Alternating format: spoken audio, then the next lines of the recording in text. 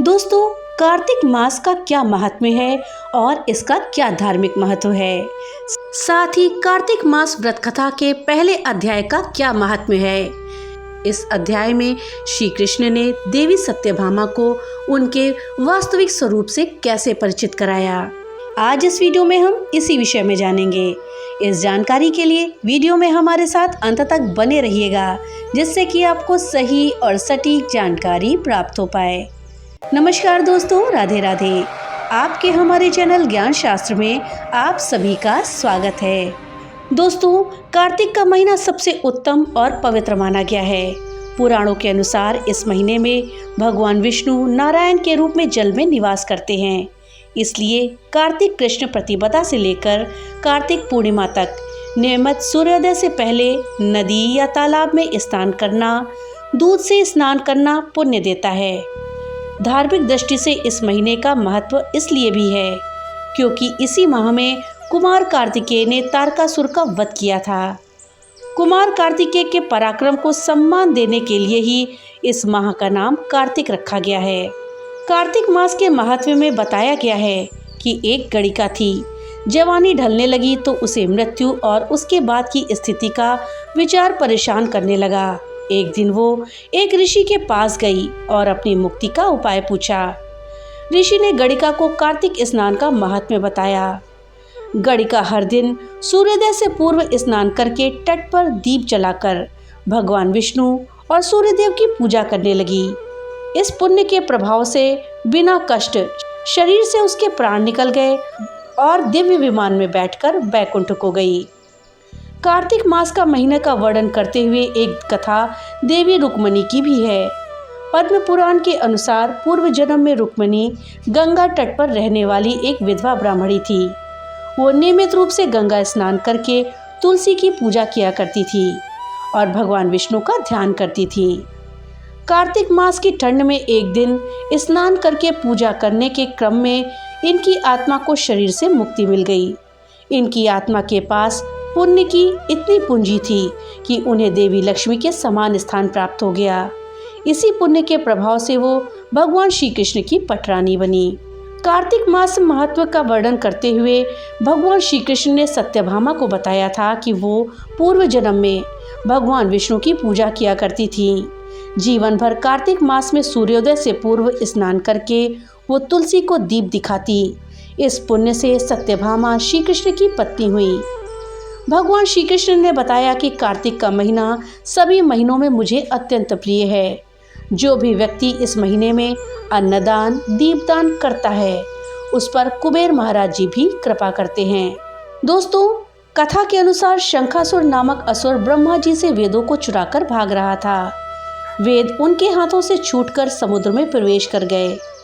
देवताओं की प्रार्थना से प्रसन्न होकर भगवान विष्णु ने कहा, मैं मछली का रूप धारण करके अभी वेदों को लेकर आता हूँ। उसी समय भगवान ने कहा कि अब से कार्तिक के महीने में सभी वेदों के साथ मैं स्वयं जल में रहूँगा। इस महीने में नियमित स्नान पूजन करने वाले पर कुबेर भी कृपा करेंगे। जो धर्मात्मा व्यक्ति इन महीने में मेरी पूजा करेगा, उसे यमलोक और स्वर्गलोक नहीं, सीधा बैकुंठ मिलेगा और वो जन्म मृत्यु के चक्र से मुक्त हो जाएगा। अर्थात कार्तिक मास में गंगा स्नान से सीधा बैकुंठ की प्राप्ति होती है। कार्तिक मास व्रत कथा महात्म्य पहला अध्याय। दोस्तों, कार्तिक मास 8 अक्टूबर से शुरू हो रहा है, जो कि 5 नवंबर 2025 तक चलेगा। इस महीने का शास्त्रों में विशेष महत्व बताया गया है। कार्तिक महीने में जो व्यक्ति भगवान विष्णु और माता लक्ष्मी की उपासना करता है, उस व्यक्ति की सभी इच्छाएं पूरी हो जाती हैं। साथ ही कार्तिक मास में कार्तिक महात्म्य व्रत कथा का पाठ जरूर करना चाहिए। तो दोस्तों, चलिए हम कार्तिक महात्म्य व्रत कथा का पहला अध्याय सुनते हैं। श्री सूत जी बोले, जब देवर्षि नारद श्री कृष्ण जी से मंत्रणा करके चले गए, तब हर्ष से गदगद होकर सत्यभामा ने अपने पति श्री कृष्ण चंद्र जी से कहा, हे स्वामिन, मैं धन्य हूँ, मेरा सफल जीवन धन्य है। मैं अपने को कृतकृत्य समझती हूँ। मेरे जन्मदाता वो माता पिता भी धन्य हैं, क्योंकि उन्होंने निस्संदेह त्रैलोक्य सुंदरी मुझ सत्यभामा को जन्म दिया। इस सुंदरता का ही प्रभाव है कि आपकी 16,000 स्त्रियों के रहते हुए भी मैं आपको विशेष प्रिय हूँ। केवल इसी के लिए मैंने कल्प वृक्ष के साथ आदि पुरुष आपको विधिवत संकल्प कर नारद के लिए उस समय समर्पित कर दिया था जब संसार के लोग कल्प वृक्ष का नाम तक नहीं जानते थे। वही कल्प वृक्ष उस समय से मेरे आंगन में लगा हुआ है। हे मधुसूदन, तीनों लोगों के स्वामी भगवान लक्ष्मीपति की मैं अतिशय प्रियतमा हूँ, इसलिए मैं आपसे कुछ पूछने की इच्छा रखती हूँ। यदि आप चाहते हैं तो मेरे प्रश्न का उत्तर विस्तार पूर्वक मुझसे कहिए, जिसे सुनकर मैं अपना कल्याण करूं, जिससे कल्प पर्यंत भी मेरा आपका वियोग कदापि न हो। श्री सूत जी ने कहा कि इस प्रकार अपनी प्रियतमा सत्यभामा की बातें सुनकर श्री कृष्ण जी मंद मंद मुस्कुराने लगे। सत्यभामा का हाथ अपने हाथ में लेकर हास परिहास के साथ कल्पवृक्ष के नीचे पहुँचे और उस स्थान के सब सेवकों को हटा दिया। सत्यभामा की ओर देखकर हंसे, साथ ही पूछा कि क्या वो उपाय सुनेंगी। सत्यभामा भगवान के इस अनुराग को देखकर संतुष्ट और पुलकित हो गईं और कृष्णचंद्र जी भी सत्यभामा को देखकर गदगद हो गए। श्री भगवान ने कहा कि हे देवी, वास्तव में इन 16,000 स्त्रियों के रहते हुए भी तुम मुझे प्राण के तुल्य प्यारी हो। तुम्हारे लिए देवताओं के साथ इंद्र से भी मैं लड़ गया। हे प्यारी, जो तुम पूछना चाहती हो तो वो बड़ी ही अद्भुत बात है। तुम्हें मैं जो किसी को ना देने वाली वस्तु को भी दे देता हूँ, ना करने वाला काम भी नहीं करता, छिपाने वाली बात भी कह देता हूँ, तो फिर मुझसे पूछने की आवश्यकता ही क्यों थी। तुम्हारे मन में जो प्रश्न हो पूछो, मैं कहूँगा। सत्यभामा ने कहा, हे नाथ, मैंने पूर्व जन्म में कौन सा दान, व्रत या तपस्या की थी जिसके प्रभाव से मैं संसार में पैदा होकर भी संसार की बाधाओं से मुक्त हूँ और आपकी अर्धांगिनी हूँ। सर्वदा गरुड़ पर सवारी करती हूँ। आपके साथ इंद्रादिक देवताओं के यहाँ आपके जाने पर भी आपके साथ मैं जाती हूँ। यही मैं पूछती हूँ कि मैंने उस जन्म में कौन सा शुभ काम किया है। पूर्व जन्म में मैं कौन थी, मेरा कैसा स्वभाव था और मैं किसकी पुत्री थी। श्री कृष्णचंद्र जी ने कहा, हे प्रिय, तुम सावधान होकर सुनो, मैं तुम्हारे पूर्व जन्म की कथा सुनाता हूँ। उस जन्म में तुमने जिस पवित्र व्रत को किया था वो बताता हूँ। जबकि सतयुग का अंत हो रहा था, उस समय मायापुरी में एक अत्रि गोत्र वाला देवशर्मा नामक ब्राह्मण निवास करता था।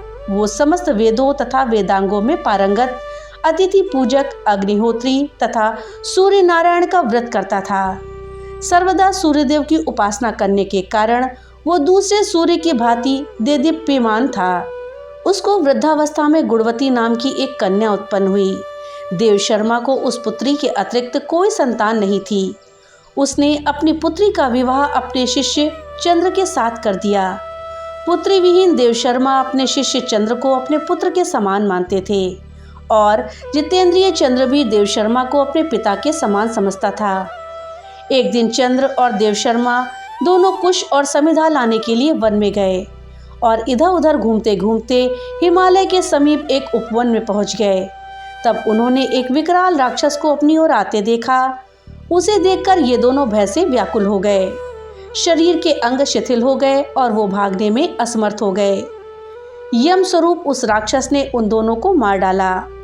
हमारे गणों ने उस क्षेत्र के प्रभाव को और उन दोनों के धार्मिक स्वभाव के कारण उन दोनों को बैकुंठ धाम में पहुंचा दिया। जीवन भर उन दोनों ने जो सूर्य देव की आराधना करी, उसी से मैं उन पर प्रसन्न था। हे प्रिय, शैव सूर्योपासक, गणेश के पूजक, वैष्णव और शक्ति के पूजक, जैसे वर्षा का पानी समुद्र में गिरता है, उसी भांति ये सब अंत में मेरे ही समीप आते हैं। अकेला मैं ही नाम और क्रिया के भेद से पांचों रूपों में विभक्त हूँ। जैसे किसी का नाम देवदत्त है, वहीं देवदत्त किसी का बाप है, किसी का पुत्र है, किसी का भाई है और किसी का भतीजा है, लेकिन वास्तव में ये देवदत्त एक ही है। अस्तु, सूर्य के समान तेजस्वी वे दोनों मेरे बैकुंठ में आकर रहने लगे। विमान पर यात्रा करते थे। उनका मेरे समान रूप था। वे मेरे ही समीप रहते थे और उनके शरीर में दिव्य चंदन लगा रहता था। दोस्तों ये था कार्तिक मास व्रत के महात्म्य का पहला अध्याय। दोस्तों ये जानकारी आपको कैसी लगी हमें कमेंट बॉक्स में लिख करके जरूर बताइएगा। वीडियो अगर अच्छी लगी हो तो लाइक करिएगा और ज़्यादा से ज़्यादा शेयर करिएगा, जिससे कि ये जानकारी अधिकतर लोगों तक पहुंच पाए। और हाँ, अगर चैनल पे पहली बार आए हो तो कृपया चैनल को सब्सक्राइब कर लें और बेल आइकन दबाना ना भूलें, जिससे कि मेरी वीडियो सबसे पहले आप तक पहुँच सके। तो मिलते हैं अगली नई वीडियो के साथ, तब तक के लिए राधे राधे।